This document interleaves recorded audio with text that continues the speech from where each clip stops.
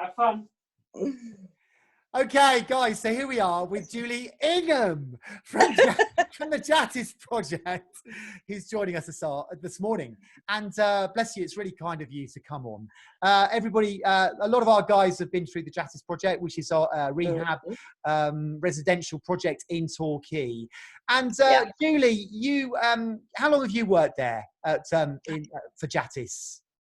So I've been here for 11 years. 11 years. Oh my goodness. Seems a lifetime ago. Yeah, since 2009 I joined. So you must have seen a lot of people come through the doors. Oh, absolutely. Absolutely. Seen some amazing people, some amazing journeys, some sad journeys. They weren't quite ready. That was okay. Some people have come back 3 times. Yeah. We never give up on anyone. No, that's really good. So, Julie, just explain what Jatis actually does, because we hear it a lot, and a lot of the guys that we have come to club have been through that or going through it at the moment. We've got quite a few who are with you at the moment. Do you want to just explain how people get referred or how they get a place and what exactly is involved when they come and stay with you? Yeah. Okay. So Jatis initially, when Jatis has actually been open for 12 years, initially it was known as like a dry house. So people would come in and get support to remain abstinent, but there wasn't like a program involved then. So back in 2015, they introduced the treatment program. So then it became known as community rehab. So what that would involve is not only would we support anybody coming in with any substance misuse, whether it's drugs, alcohol, prescription drugs, they have support from anything to claiming housing benefit, to JSA, to making sure they've got the right benefits, to shopping, to budgeting, to training, enjoying, and hobbies and counselling. We get referrals as well to refer them for counselling, to voluntary work, to job activities. I don't think there's anything that we probably don't do. Even DIY, I think. So we do, So the idea of it is, Martin, really is that someone's had enough. They've realised they've got to stop using drugs or drinking. They want support, and it's really hard, I think, in a lonely place to be in when you've got friends around you that are still using or drinking, or your social network. You're seeing that all the time. It's a really hard and lonely place to be in. So when someone does decide, what usually happens is they have to be under Shrublands or Walnut Lodge, which is the local drug and alcohol agency in Torbay. So usually when someone is having real problems with substances, they would usually be under Shrublands or Walnut Lodge, because that's what's known as their workers, their drug and alcohol support workers there. So some people might be on methadone scripts or Subutex scripts. Some people might be doing a reduction program for drink or wanting a detox. So when they're with Shrublands and Walnut Lodge, we work really closely with them at Jatis.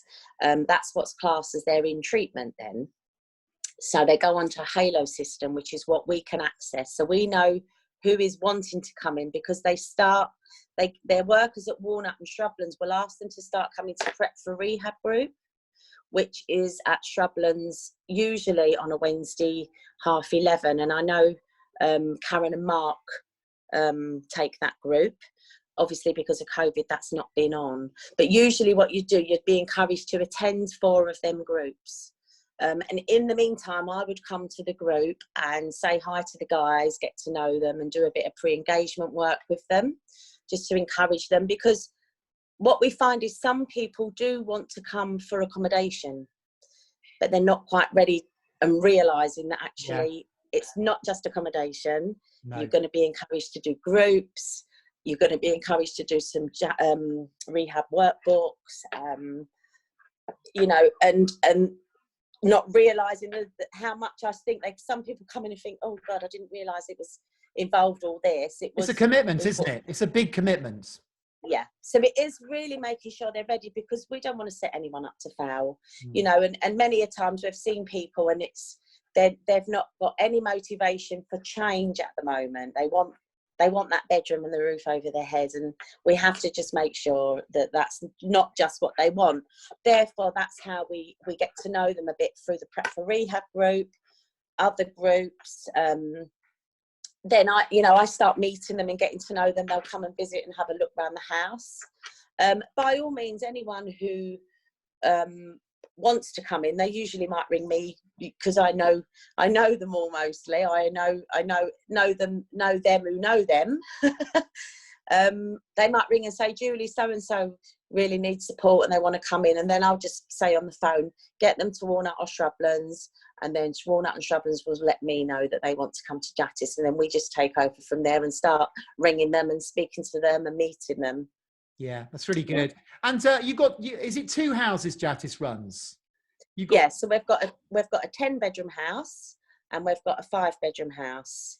So they're mixed, because my belief is I don't want to put all the newcomers in one house. I like to spread it out so that we've got people that have been here 6 months or 3 months or 9 months, because they're a great support for the newcomers then. So we mix the houses up, male and female. You each have your own room with your own key.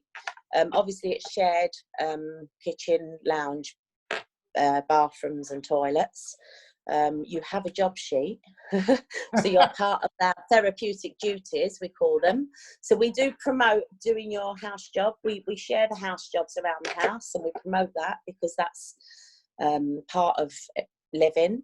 And Jatis do a group on a Monday and a Friday morning, and we do that all together for everybody that's in Jatis. We do that at Shrublands in a group room. And that's called a process group. So that's quite a good room, because it's a space where you can speak about what you want to, and in a safe environment, confidential, and you'll get to know everyone and their journeys through that. And then what we do, apart from our groups, you work through rehab books with your worker as well. Sometimes that might take about 4 weeks to get one back in, but we do give them a nudge now and then. Then we promote, obviously, drama group. Some go to the living room for different activities. Endeavour House, they go to a lot of groups there, and they build up their own little routine. So you have got your own free time, and you have got, you decide. It's your recovery, and it's about promoting what you want. What do you want? Because unless you want it, it's not going to work. We're just there to sort of walk alongside you. Yeah, and I mean, obviously, it's probably different for everybody, but on an average, how long would someone perhaps be with yourselves? Because I know we've had Mark on earlier, and he was talking about his time in Jatis. Mark was a world record. He was there for like 2 years or something, he was saying. But I know that's not everyone's experience. I mean, what sort of average time do people... So for me, I mean, if you the treatment program is classed as 12 weeks. Now, 12 weeks is never enough for anybody, I don't believe. Don't get me wrong, I think if someone's got good recovery and they've had a bit of a relapse, they just need that bit of nurturing for another 12 weeks and they're fine. But for someone that's been out there for years abusing substances, 12 weeks is a blink of an eye, really.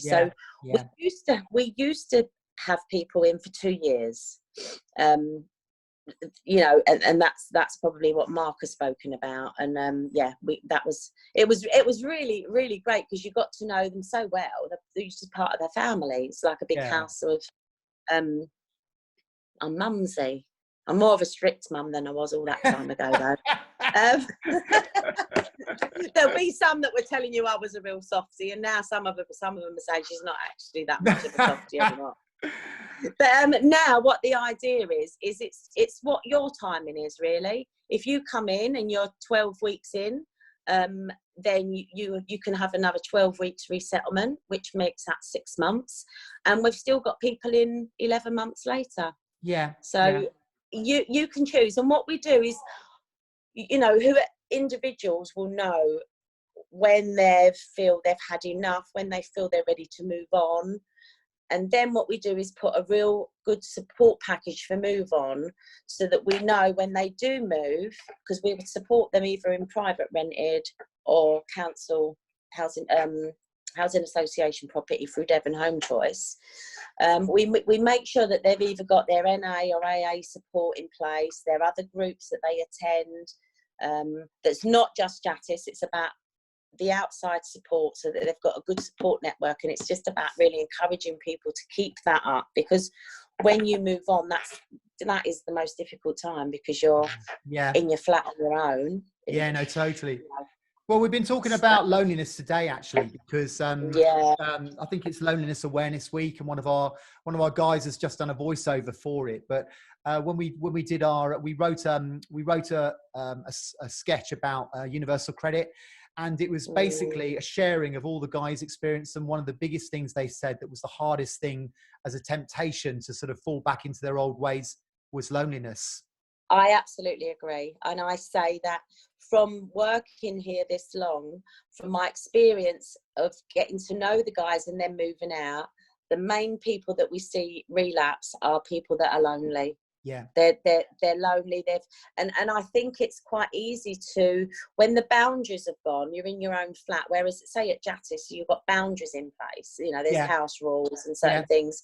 When you're in your own flat, I think it's a real dangerous thing to think, oh, I can have a celebration. You know, I've got me flat, and it's almost like some people will think, oh, they'll use drink or drugs to celebrate. They'll use drink or drugs when they feel bad, and it's almost like that learned behaviour that they've got themselves into. But loneliness is a main trigger I found. And I think a lot of our guys found that one of the hardest things is that obviously if most of their community and their core friends have been users or people who they've been, you know, who are on the same sort of lifestyle as them, to suddenly feel lonely and you haven't got an alternative, that's the hardest thing. Where who are your mates? You know, your old dealers and people who used to party with. So, so would you say that that's really important for help them build up a sort of a network of support? Really important. And what we promote is when someone comes in, and we, you know, usually I'm really lucky because I know a lot of people in Torbay, and that have been in addiction. You know, because I've also worked at Leonard Stark and Safe Space, so I've got to know quite a lot of them. So mostly when people ask to come in or they've been referred, I usually know them from back years ago or from now. And so therefore it's really hard, because when they come in, we automatically promote changing your phone number, or changing your phone, because obviously there's dealers or people that you would associate with usually, and we're not saying they're bad people, because I know some of the best people in addiction. It's just about that social network. It's about, and who's going to be a good if you change nothing changes. No, that's it. And that's really hard, isn't it? That's really hard. Absolutely. So what we do is, they find it's a gradual thing. They might change their phone number. They'll still see them in town, but it will be, you know, no, I'm abstinent now. And hopefully over their time in Jatis, they then build up another network, because not only are they living with people in recovery, they then say going to the NA or AA in recovery. Then the other groups at Endeavour say that, and your guys drama group. There's drama group, of course. There's many of the guys in recovery there. So then they find they've got a whole new network that's in recovery. So it becomes easier. And I think what we've found, Julie, is that actually, because there is no judgment, and because they all have got their own issues, but every single person has got their issues. They all start supporting one another, and because they're all in the same boat and they all on the same journey of wanting to, you know, get to where they were, they all help one another. Amazing. They are amazing support for each other. It's lovely to see. And you know what? They even know now when I have a bad day, that, you know, and I get a little text, "Are you okay? You know, you seem quiet today," because I'm such a chatbox. But you know, it's amazing the support that they give to you and one another. You know, it's lovely. Well, Julie, listen, thank you so much for coming on and telling us all about it. You know, we love Jatis because we see the amazing work that you guys do, and my goodness, you really get results. You know, we have so many lovely people in our group who have benefited from the work that Jatis does, and you know, who sort of, you know, they have very fond memories of when they were with you. So thank you so much for all that you guys are doing, and we're just really grateful. you point people in our direction. Oh yes, your posters are up, Martin. Your oh, I can't. I won't turn the camera around. I might turn you off. Oh, there you are. You're on our board. You're in all the houses. So we really promote the drama groups, Unleashed, and we've been to the shows, amazing. Yeah, no, bless really you. And you know what, I just want to say one thing I thought of this earlier to make sure I say this, and I was going to nearly forget. So we've got a guy that's come in the project, and this is way back, and he was a real sort of no confidence, a real negative. Even his speech was negative, his mannerism, he had no confidence. Really sad to see, and I'm ashamed to actually say, I actually told him this, that I would come in the front door, and if I knew he was in the kitchen, I'd sort of quickly run past the kitchen in case he caught me first thing in the morning, because first thing in the morning is when he really wanted to rant and rage about everything. And, it's about that patience, he's got a lot of stuff in him. Well, he started coming to Unleashed Theatre Group, he did. And that guy was on stage at Christmas. And I'd say he came a few times. And initially when we first promoted him to go to there, oh, it's not my thing, I don't like that sort of thing. And he was really lacking in confidence. Well, he came and he said, oh, I just watched for a little while. Okay, so the next week, each time he's joined in a little bit more. Well, he was on the stage, arms in the air, and I cried in that audience, because that person is a different person today. And that's not just because of Jatis, that's because of Unleashed as well, because that's allowed him to, I can't even explain what it's allowed him to do, but it's just allowed him to be, and he's got great friends, and he can't wait for the next show and for his next part, and he's a different man. I'm not joking. He speaks now positive, he acts positive. I know you're talking about. Honestly, I should have videoed him when he first moved in, and I tell him it myself. I said to him, you are not the man that walked in this house. Oh, bless him. They're all and great. For me, as evident, I see it was from when he was in here, gaining some confidence and stuff, but going through the drama and gaining the confidence from there was amazing. Oh, bless you. Yeah, good. Amazing, yeah. Well, listen, Julie, thank you ever so much. It's lovely to see you, and we'll keep in touch, and you must come on again. Yes. I don't know how long we're going to be like this, but it's probably going to be like October. Probably a while. But listen, bless you guys. Thank you do a great job. All right. Bye, guys. Thank you.